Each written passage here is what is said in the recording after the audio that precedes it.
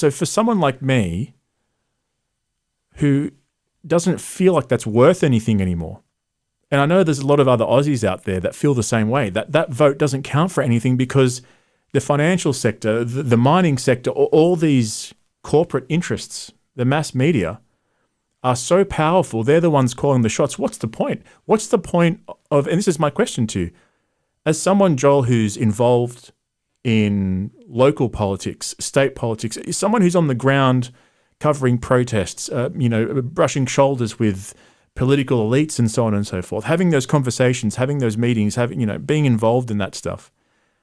How do you get somebody like me who is so disillusioned by the corruption, by the powerful lobbies in Canberra, how do you get someone like me to re-engage with Australian politics?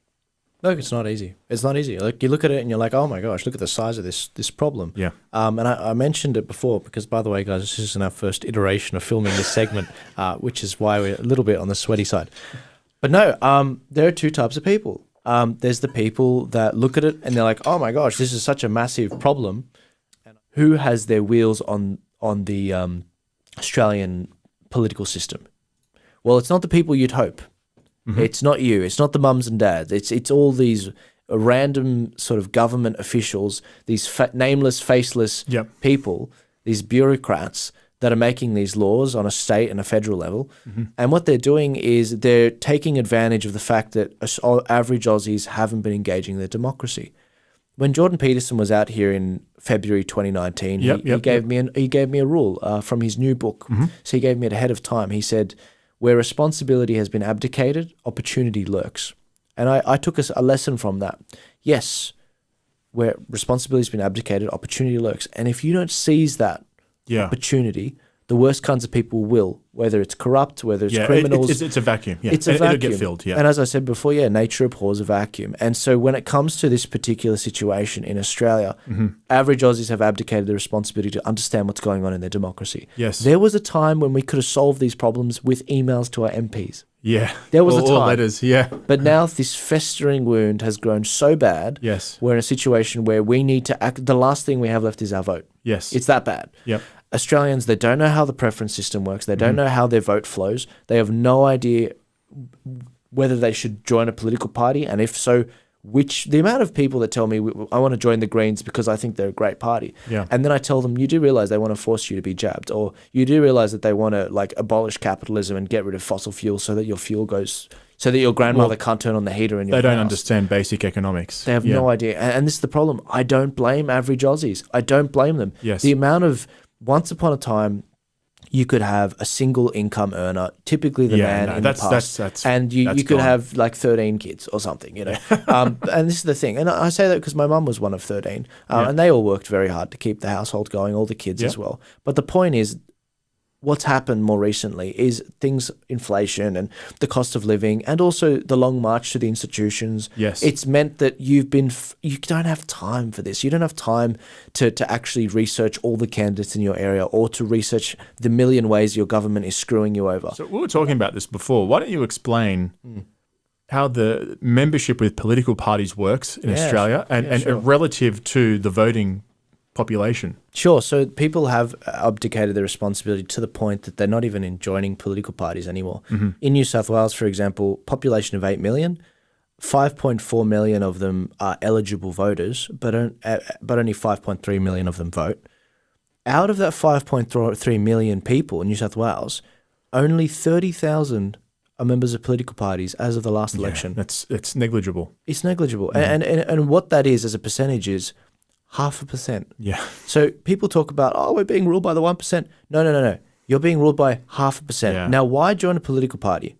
That 30,000 in the Liberal Party, Labor Party, all of them, they pick who goes up for pre-selection in your particular electorate. So that's which candidates are there. So when the Liberal Party says we want to put this guy in against the Labor guy, there are branches. There are people that make up those branches. There's people like you and me that are in there. We're not in the Liberal Party, but there are people that are members of the political party that vote for that. Mm-hmm. If you want to nuke a policy, for example, when Gladys Berejiklian came out with the abortion debate back in 2019, it was the first policy she tried to pass after the 2019 election. It was on abortion, Yep. and she wanted to get it passed. It could have been nuked in the Liberal Party if they had the numbers, but they didn't have it. They missed So out by it slipped 100 through. votes. Yeah, it slipped through. Can you? Hundreds of votes. We're talking, there was about, I think it was 500 or 900 votes in total. That's all they needed. Yeah, in a population in New South Wales of 8 million? 8 million, yeah. Vote. I mean, there was a time when petitions would have solved this problem and emails, but unfortunately people have been so disconnected. Yeah, well, there was a time when your vote actually meant something too. Well, I think it still does today. I don't buy the argument. I'm actually interviewing. I haven't told anyone yet, but I'm actually interviewing the Australian Electoral Commission. Hopefully this week or next week. Wow. So I'm looking to ask them on that. But they actually recently came out. No one knows this yet. They came out with a big list of 16 misinformation or things that they debunked. So they've addressed some of the things like the voting. Fact checked, yeah. But it's interesting because some of them are actually legitimate, the way they've debunked it. And this is the thing. If our elections are safe and secure, wouldn't you want people to know that your vote actually counts? Of course. Because unfortunately, if that's the truth, and I don't know, because I trust people like Professor Augusto Zimmerman, Dr. Stephen Shavira, and Professor David Flint. Those are three legal experts and experts in this matter, which I trust. With the election stuff, if people think their vote doesn't count, but it actually does count, then we're the biggest That's losers. a disaster. And an example of that is California. There were 500,000 Republicans that are registered there. Yes. They needed a little under 500,000 votes to recall their governor. They only got 300,000. Right. Why? Because after the 2020 election, people thought that their vote didn't count anymore. Right. Yeah, guys. So look, you can tune into my stuff if you search Joel Jammal anywhere. In the link in the description, there will be a link to all of my social media as well, in a quick, easy Shawbeer link. But you can find me on Instagram and Telegram, YouTube, Facebook. And also, I run Turning Point Australia, and I've got Instagram and a Facebook already for that. So tell us what Turning Point Australia is. A lot of international viewers or US viewers will know Turning Point USA. Yep. Obviously, there's a link. Yeah. What's the policy link? Sure, in America. So in America and in the UK, because it's in the UK as well, cool. actually, they believe in we believe in individual liberties, free markets, and empowering the individual so that they can make change in their. Isn't that what the Australian Liberal Party used to stand for? Isn't that what the Republican Party stands for? They used Isn't to. that what the Tories stand for? Yeah, they used to. Okay. It's hard to get Liberal. I wouldn't be able to get the Prime Minister on the show.